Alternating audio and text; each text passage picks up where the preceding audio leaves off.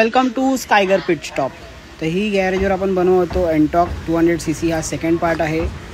गाडीचा हा इंजिन आपण फिट केलेला आहे. बघा हा स्टॉक पिस्टन केवढूसा आहे. हा परफॉर्मन्स पिस्टन बिग बोर. हा इंजिन झाला आहे पूर्ण रेडी. इंजिन फायर करून बघूया टायमिंग कशी इंजिन फायर कसा होतो आहे.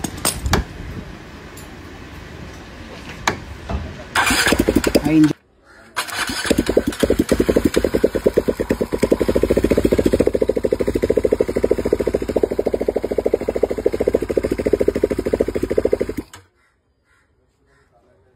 हा इंजिन आपण फायर केला आहे स्टॉक कार्बोरेटरवरती. तर हे स्टॉक 12 इंचाचे व्हील हे आपण काढून टाकलेत. हे 14 इंचाचे आपण याच्यात इन्स्टॉल करून टाकूया.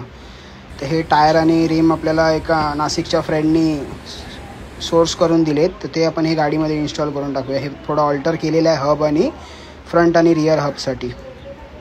तर नेक्स्ट पार्टमध्ये दाखवणार कसा कार्बोरेटर इन्स्टॉल करूया 34mm.